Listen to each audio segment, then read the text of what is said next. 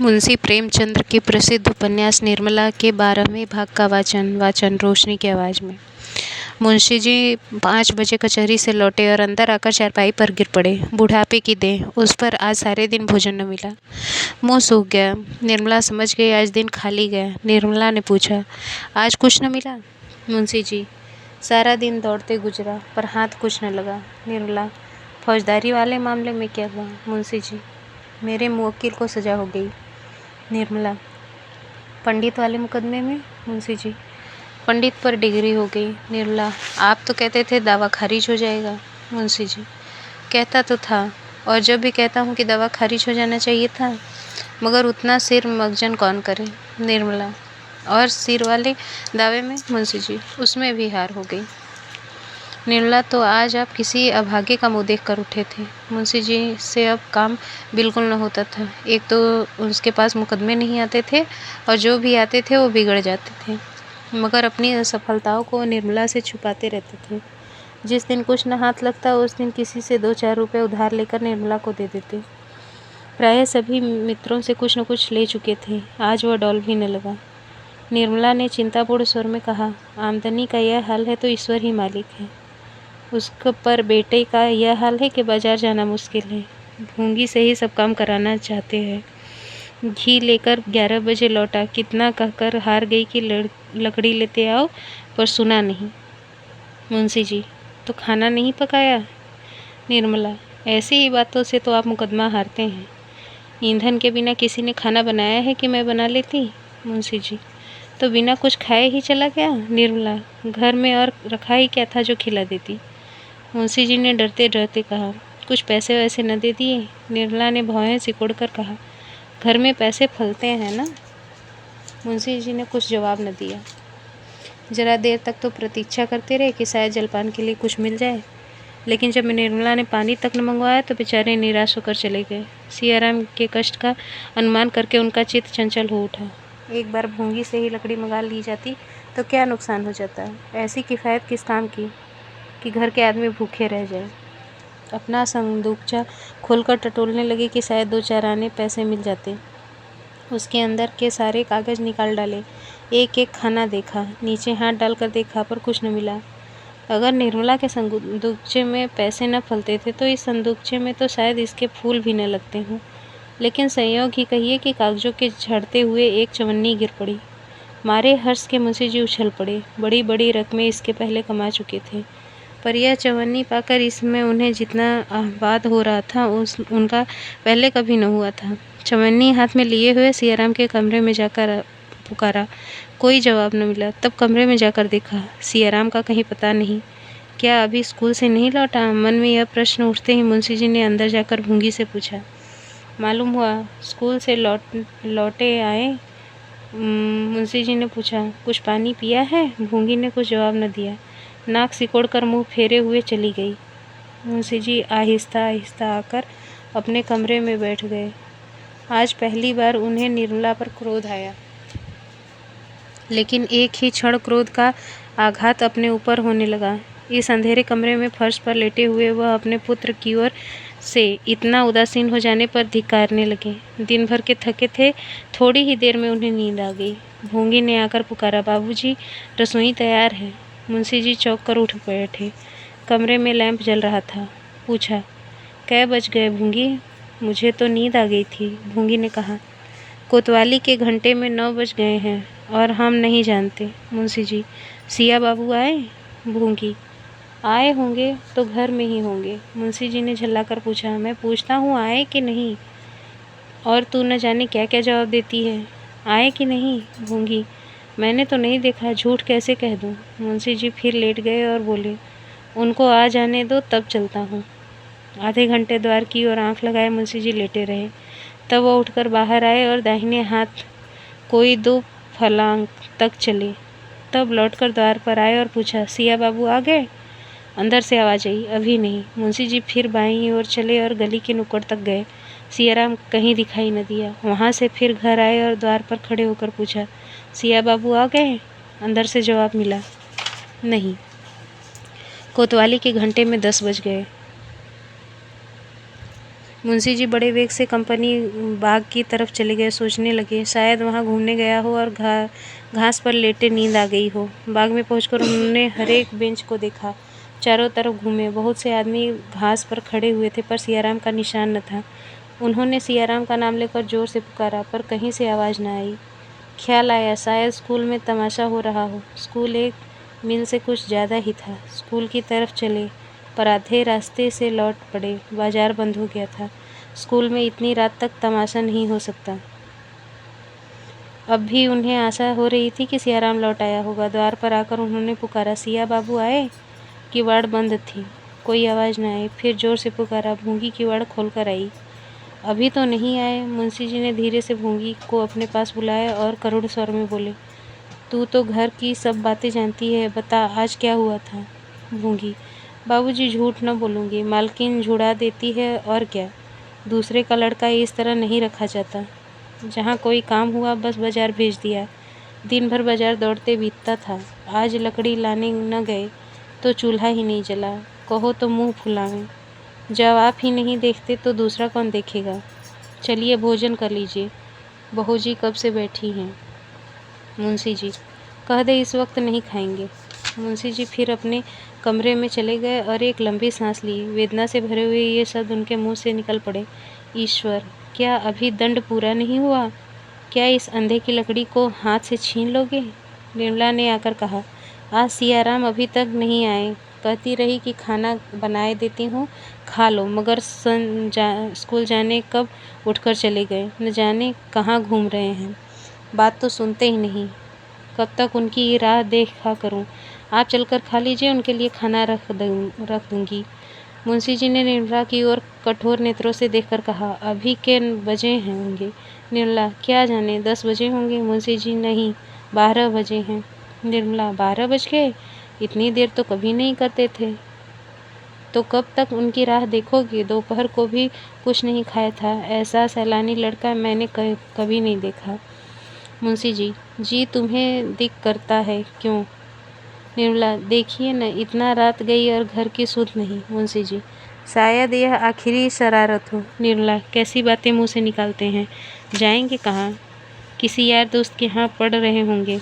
मुंशी जी, शायद ऐसा ही हो, ईश्वर करे ऐसा ही हो। निर्मला सारी रात रोती रही। निर्मला, सवेरे आवे तो जरा तंबीह कीजिएगा। मुंशी जी, खूब अच्छी तरह करूँगा। निर्मला, चलिए खा लीजिए, देर बहुत हुई। मुंशी जी, सवेरे उसकी तंबीह करके खाऊंगा। कहीं ना आया तो मुझे ऐसा ईमानदार नौकर कहाँ मिलेगा। निर्मला ने ऐठ कर कहा, तो क्या मैंने भगा दिया? मुंशी जी, नहीं, यह कौन कहता है। तुम उसे क्यों भगाने लगी? तुम्हारा तो काम करता था, शामत आ गई होगी। निर्मला ने और कुछ भी नहीं कहा। बात बढ़ जाने का भय था। भीतर चली आई। सोने को भी न कहा। जरा देर में भूंगी ने अंदर से किवाड़ भी बंद कर दिए। क्या मुंशी जी को नींद आ सकती थी? 3 लड़कों में केवल एक बच रहा था। अब भी हाथ से निकल गया तो फिर जीवन में अंधकार के सिवाय और क्या है? कोई नाम लेने वाला भी नहीं रहेगा। हाँ, कैसे कैसे रत्न हाथ से निकल गए। मुंशी जी की आंखों से अश्रुधारा बह रही थी तो कोई आश्चर्य है? उस व्यापक पश्चाताप, उस सघन ग्लानि, तिमिर में आशा की एक हल्की सी रेखा उन्हें संभाले हुई थी। जिस क्षण वह रेखा लुप्त हो जाएगी, कौन कह सकता है कि उन पर क्या बीतेगी। उनकी उस वेदना की कल्पना कौन कर सकता है। कई बार मुंशी जी की आंखें झपकी, लेकिन हर बार सियाराम की आहट के धोखे में चौंक पड़े। सवेरा होते ही मुंशी जी फिर सियाराम की खोज में निकल गए। किसी से पूछते शर्म आती थी। किस मुंह से पूछें? उन्हें किसी से सहानुभूति की आशा न थी। प्रकट न कहकर मन में सब यही बात कहते थे, जैसा किया वैसा भोगो। सारे दिन वह स्कूल के मैदानों में, बाजारों में, बगीचों में चक्कर लगाते रहे। 2 दिन निराहार रहने पर भी उन्हें इतनी शक्ति कैसे हुई, यह वही जाने। रात के 12 बजे मुंशी जी घर लौटे। दरवाजा पर लालटेन जल रही थी। निर्मला द्वार पर खड़ी थी। देखते ही बोली, कहाँ भी नहीं, न जाने कब चल दिए। कुछ पता चला? मुंशी जी ने आग्नेय नेत्रों से ताकते हुए कहा, हट जाओ सामने से, नहीं तो बुरा होगा। मैं आपे में नहीं हूँ, यह तुम्हारी करनी है। तुम्हारे ही कारण आज मेरी यह दशा हो रही है। आज से 6 साल पहले क्या इस घर की यह दशा थी? तुमने मेरा बना बनाया घर बिगाड़ दिया। तुमने मेरे लहलहाते बाग को उजाड़ दिया। केवल एक ढूंढ रह गई, उसका निशान मिटाकर तभी तुम्हें संतोष होगा। मैं अपना सर्वनाश करने के लिए तुम्हें घर नहीं लाया था, सुखी जीवन को और भी सुखमय बनाना चाहता था। यह उसी का प्रायश्चित है। जो लड़के पान की तरह फेरे जाते थे, उन्हें मेरे जीते जी तुमने चाकर समझ लिया, और मैं आंखों से सब कुछ देखते हुए भी अंधा बना रहा। जाओ, मेरे लिए थोड़ा सा सखिया भेज दो, बस यही कसर रह गई है, वह भी पूरी हो जाएगी। निर्मला ने रोते हुए कहा, मैं तो अभागिन हूँ, आप कहेंगे तब जानूंगी। जाने ईश्वर ने मुझे जन्म क्यों दिया था, मगर यह आपने कैसे समझ लिया कि सियाराम आवेंगे ही नहीं। मुंशी जी ने अपने कमरे की ओर जाते हुए कहा, जलाओ मत, जाकर खुशियाँ मनाओ, तुम्हारी मनोकामना पूरी हो गई। निर्मला सारी रात रोती रही। इतना कलंक उसके जियाराम को गहने ले जाते देखने पर भी मुंह खोलने का साहस नहीं किया। क्यों? इसीलिए तो कि लोग समझेंगे कि यह मिथ्या दोषारोपण करके लड़के से वैर साध रही है। आज उसके मौन रहने पर उसे अपराधी ठहराया जा रहा है। यदि वह जियाराम को उसी क्षण रोक देती और जियाराम लज्जावश कहीं भाग जाता, तो क्या उसके सिर अपराध न मढ़ा जाता? सियाराम ही के साथ उसने कौन सा दुर्व्यवहार किया था? वह कुछ बचत करने के लिए ही विचार से सियाराम से सौदा मंगवाया करती थी। क्या वह बचत करके अपने लिए गहने गढ़वाना चाहती थी?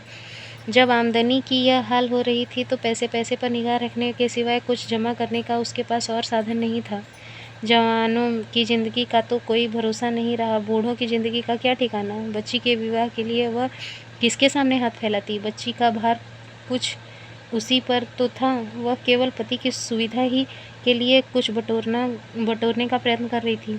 पति ही क्यों, सियाराम ही तो पिता के बाद घर का स्वामी होता। बहन के विवाह करने का भार क्या उसके सिर नहीं पड़ता? निर्मला सारी कतर व्योम पति और पुत्र का संकट मोचन करने के लिए ही तो कर रही थी। बच्ची का विवाह इस परिस्थिति के संकट के सिवा और क्या था? पर इसके लिए भी उसके भाग्य में अपयश ही बदा था। दोपहर हो गई, पर आज भी चूल्हा नहीं जला। खाना भी जीवन का काम है, इसकी किसी को सुध ही नहीं। मुंशी जी बाहर बेजान से पड़े थे और निर्मला भीतर थी। बच्ची कभी भीतर जाती, कभी बाहर। कोई उससे बोलने वाला न था। बार बार सियाराम के कमरे के द्वार पर जाकर खड़ी होती और भैया भैया पुकारती, पर भैया कोई जवाब न देता था। संध्या समय मुंशी जी आकर निर्मला से बोले, तुम्हारे पास कुछ रुपए हैं? निर्मला ने चौंक कर पूछा। क्या कीजिएगा मुंशी जी, मैं जो पूछता हूँ उसका जवाब दो। निर्मला, क्या आपको नहीं मालूम है? देने वाले तो आप ही हैं। मुंशी जी, तुम्हारे पास कुछ रुपए हैं या नहीं? अगर हों तो मुझे दे दो, न हो तो साफ जवाब दो। निर्मला ने अब भी साफ जवाब न दिया। बोली, होंगे तो घर ही में होंगे, मैंने कहीं और नहीं भेज दिए। मुंशी जी बाहर चले गए। वह जानते थे कि निर्मला के पास रुपए हैं, वास्तव में थे भी। निर्मला ने यह भी नहीं कहा कि नहीं है या मैं न दूंगी। उसकी बातों से प्रकट हो रहा था कि वह देना नहीं चाहती। 9 बजे रात को मुंशी जी ने आकर रुक्मिणी से कहा, बहन मैं जरा बाहर जा रहा हूँ, मेरा बिस्तर भूंगी से बंधवा देना और ट्रंक में कुछ कपड़े रखवा कर बंद कर देना। रुक्मिणी भोजन बना रही थी। बोली, बहू तो कमरे में है, कह क्यों नहीं देते? कहाँ जाने का इरादा है? मुंशी जी, मैं तुमसे कहता हूँ, बहू से कहना होता तो तुमसे क्यों कहता। आज तुम्हें क्यों खाना पका रही हो? रुक्मिणी, कौन पकावे, बहू के सिर में दर्द हो रहा है। आखिर इस वक्त कहाँ जा रहे हो? सवेरे न चले जाना।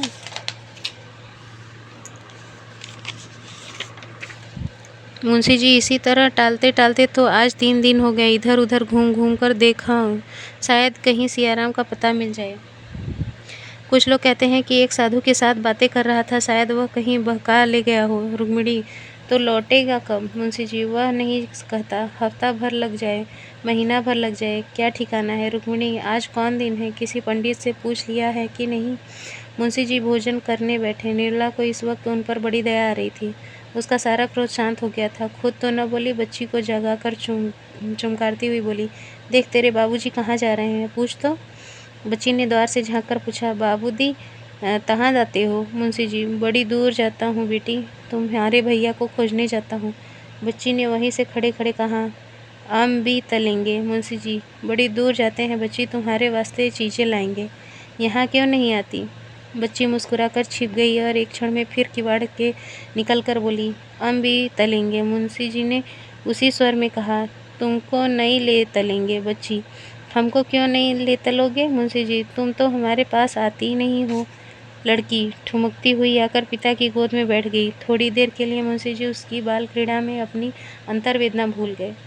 भोजन करके मुंशी जी बाहर चले गए। निर्मला खिड़की ताकती रही। कहना चाहती थी, व्यर्थ जो रहे हो, पर कह न सकती थी। कुछ रुपए निकाल कर देने का विचार करती थी, पर दे न सकती थी। अंत को न रहा गया। रुक्मिणी ने बोला, दीदी जी जरा समझा दीजिए, कहाँ जा रहे हैं? मेरी जवान पकड़ी जाएगी। पर बिना बोले रहा नहीं जाता। बिना ठिकाने कहाँ जाओगे? व्यर्थ ही हैरानी होगी। रुक्मिणी ने करुणासूचक नेत्रों से कहा और अपने कमरे में चली गई। निर्मला बच्ची की गोद में लिए सोच रही थी कि शायद जाने के पहले बच्ची को देखने या मुझसे मिलने के लिए आवे, पर उसकी दशा विफल हो गई। मुंशी जी ने बिस्तर उठाया, तांगे पर जा बैठे। उसी वक्त निर्मला का कलेजा महसूसने लगा। उसे ऐसा जान पड़ा कि इनसे भेंट न होगी। वह अधीर होकर द्वार पर आई कि मुंशी जी को रोक लें, पर तांगा चल चुका था। दिन न गुजरने लगे। 1 महीना पूरा निकल गया, लेकिन मुंशी जी न लौटे। कोई खत भी न भेजा। निर्मला को अब नित्य यही चिंता बनी रहती थी कि वह लौटकर न आए तो क्या होगा। उसे इसकी चिंता न होती थी कि उन पर क्या बीत रही होगी। वह कहाँ मारे मारे फिरते होंगे, स्वास्थ्य कैसा हो। उसे केवल अपनी और उससे भी बढ़कर बच्ची की चिंता होती थी। गृहस्थी का निर्वाह कैसे होगा, ईश्वर कैसे बेड़ा पार लगाएंगे, बच्ची का क्या हाल होगा। उसके कतर व्यर्थ करके जो रुपए जमा रख रखे थे, उसमें कुछ न कुछ रोज ही कमी होती जाती थी। निर्मला को उसमें से एक एक पैसा निकालते इतनी अखर होती थी कि मानो उसकी देह से रक्त निकाल रहा हो। झुंझलाकर मुंशी जी को कोसती। लड़की किसी चीज के लिए रोती तो उसे अभागिन कलमुही कहकर झल्लाती। यही नहीं, रुक्मिणी का घर में रहना उसे ऐसा जान पड़ता था मानो वह गर्दन पर सवार है।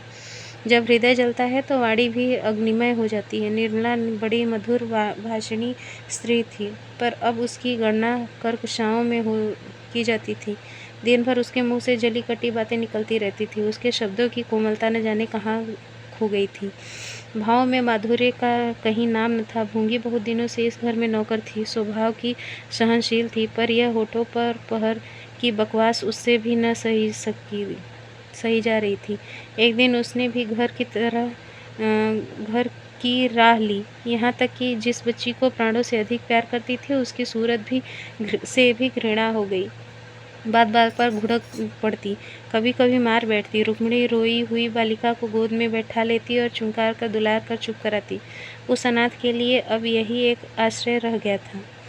निर्मला को अगर कुछ अच्छा लगता था तो वह सुधा से बात करना, वह वहाँ जाने का अवसर खोजती रहती थी। बच्ची को अब वह अपने साथ न ले जाना चाहती थी। पहले जब बच्ची को अपने घर से कभी चीज़ें खाने को मिलती थी तो वह जाकर हंसती खेलती थी। अब वहीं जाकर उसे भूख लगती थी।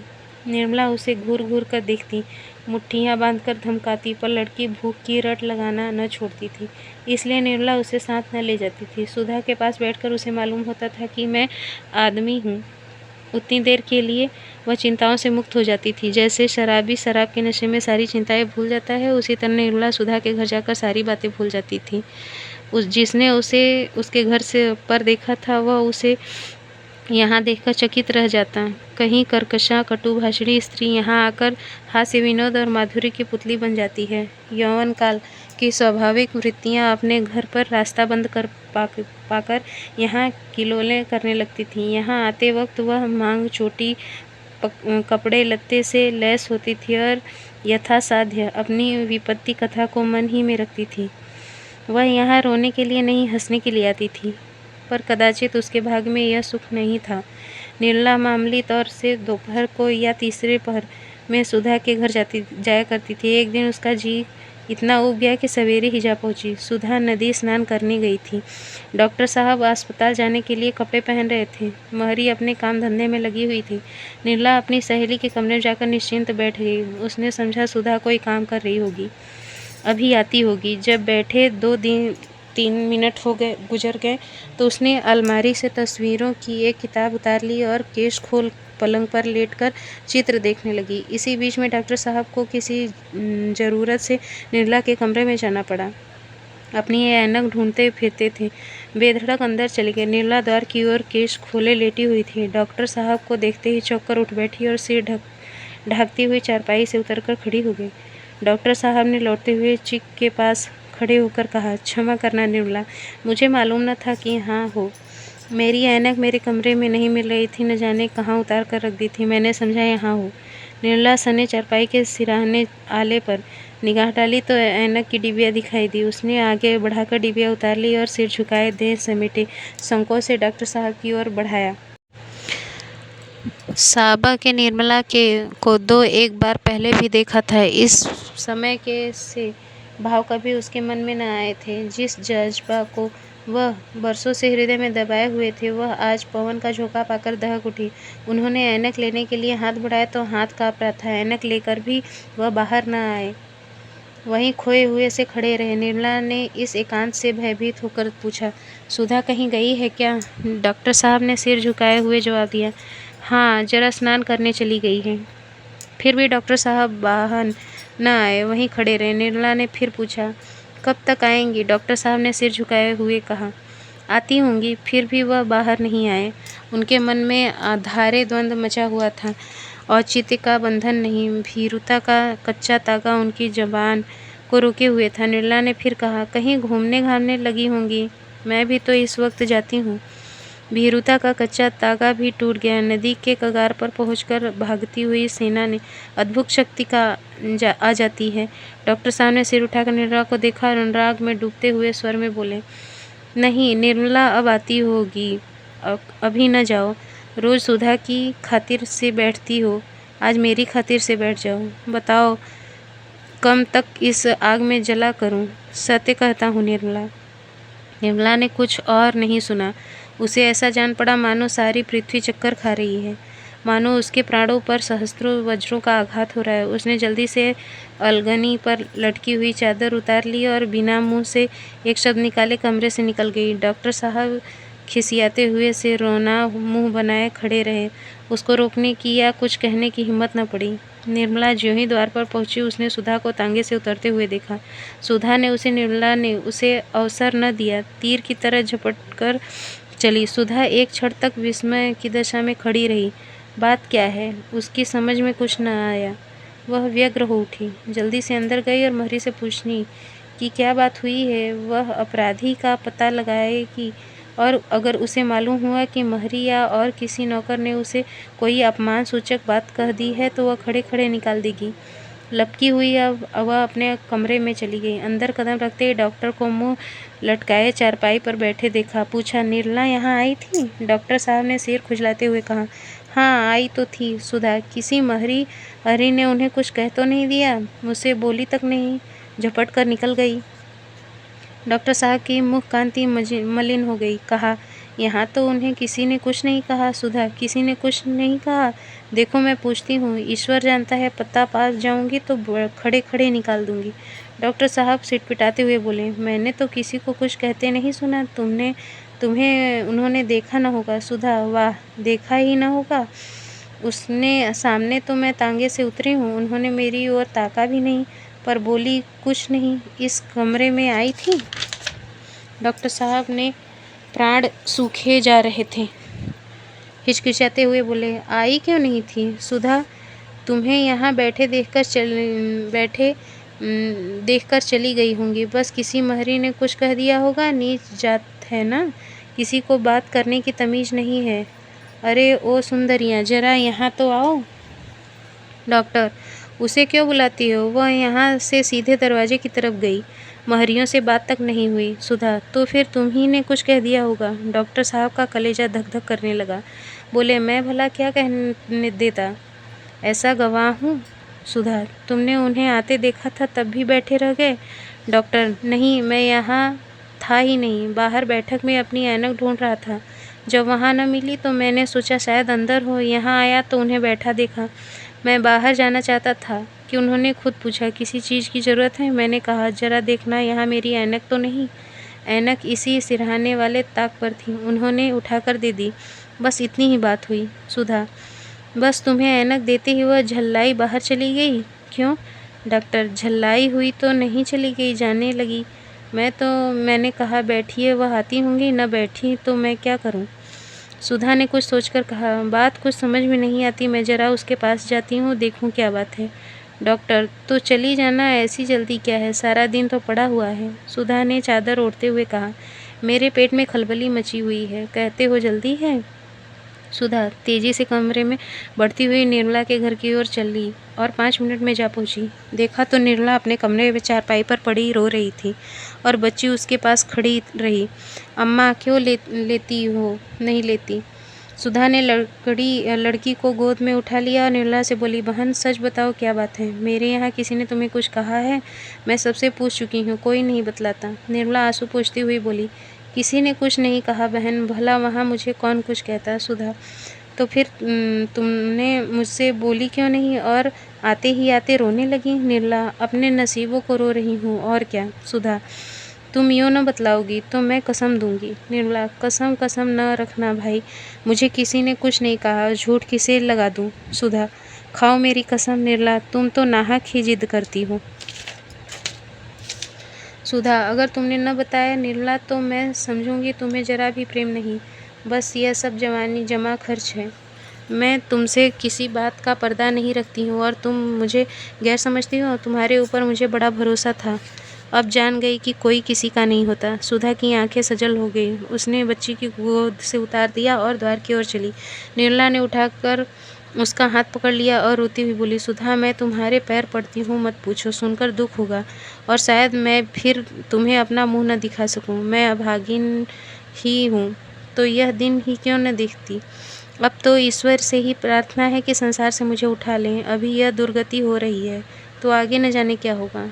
इन शब्दों में जो संकेत था वह बुद्धिमती सुधा ने छुपा न था।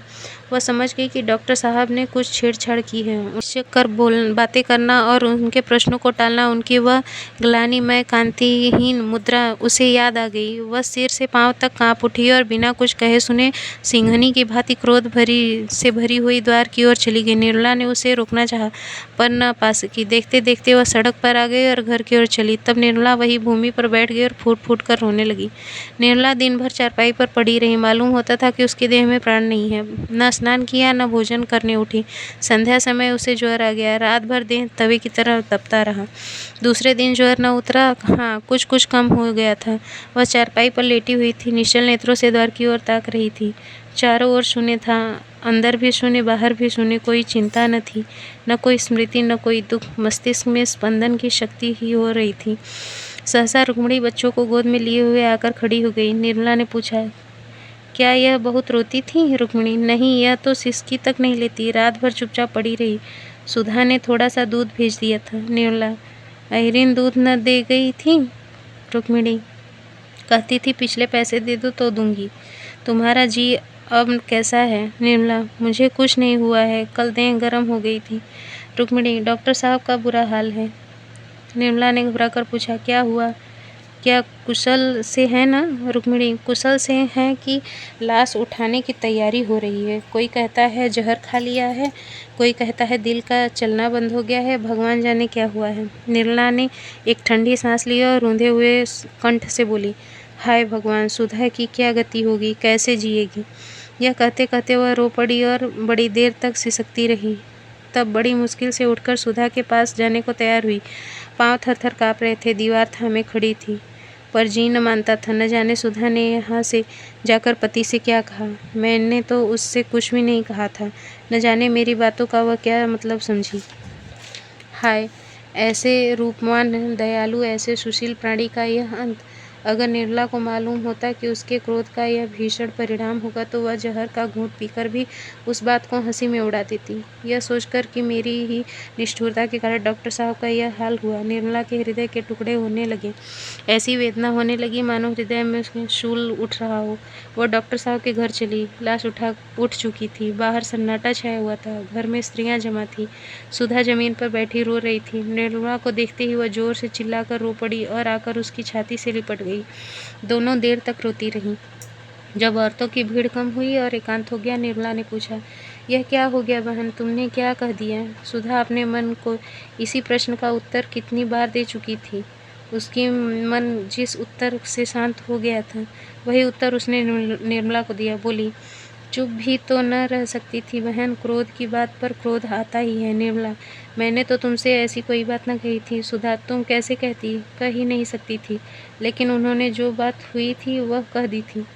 उस पर मैंने जो कुछ मुंह में आया कहा। जब बात दिल में आ गई तो उससे हुआ कि समझाना चाहिए। अवसर और घात मिले तो वह अवश्य ही पूरी हो। यह कहकर कोई नहीं निकल सकता कि मैं तो हंसी की थी।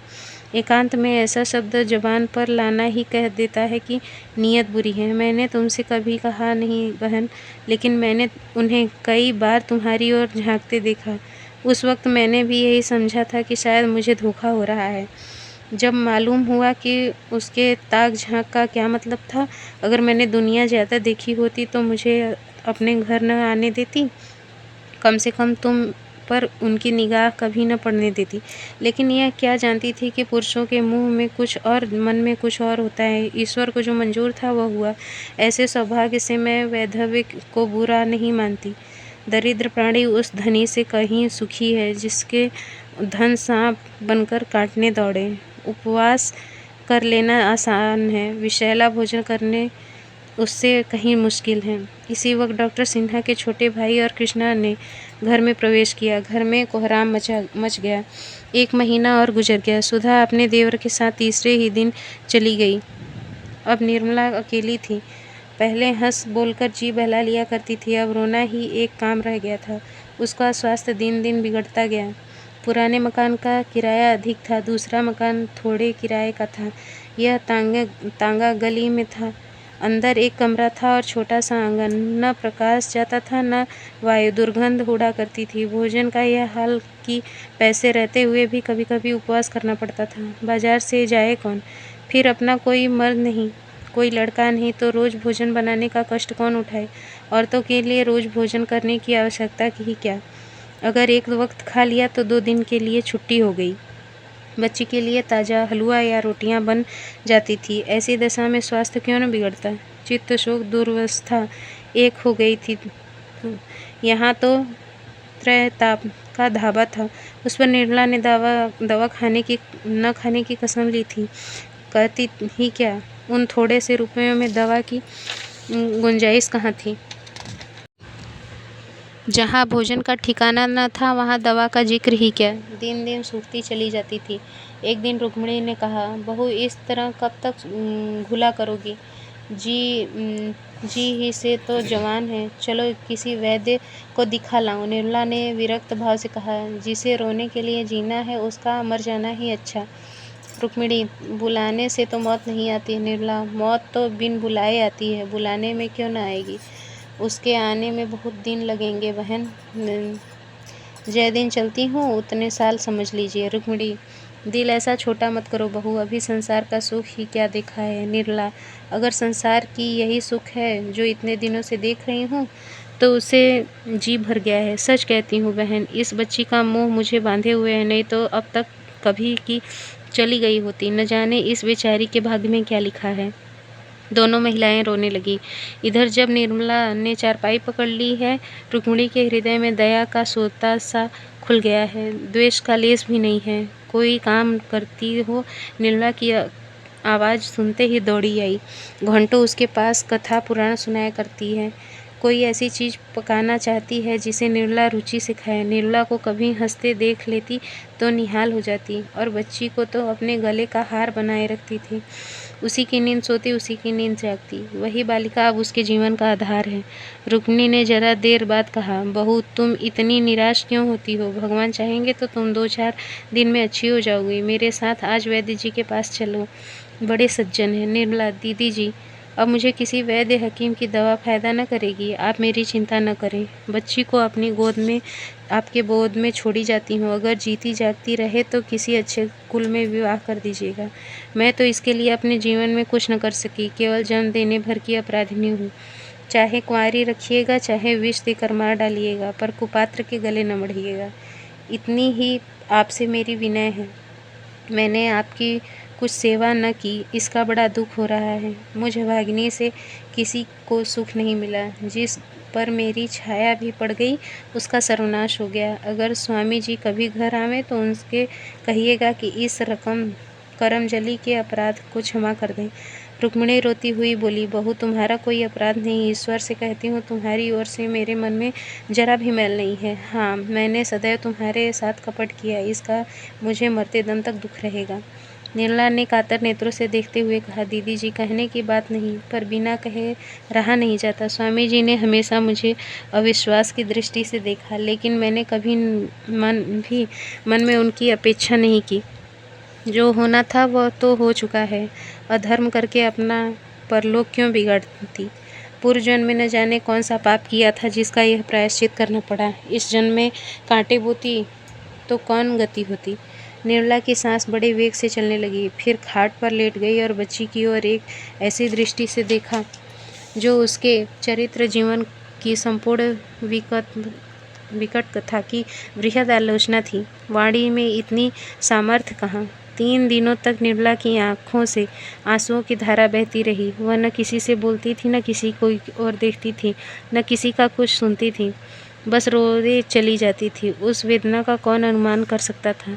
चौथे दिन संध्या का समय यह विपत्ति कथा समाप्त हो गई। उसी समय जब पशु पक्षी अपने अपने बसेरे को लौट रहे थे, निर्मला का प्राण पक्षी भी दिन भर शिकारियों के निशानों से, शिकारी चिड़ियों के पंजों से, वायु के प्रचंड झोंकों से आहत और व्यथित अपने बसेरे की ओर उड़ चला।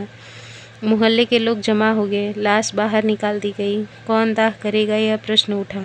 लोग इसी चिंता में थे कि सहसा एक बूढ़ा पथिक एक बकुचा लटकाए आकर खड़ा हो गया। यह मुंशी तोताराम थे।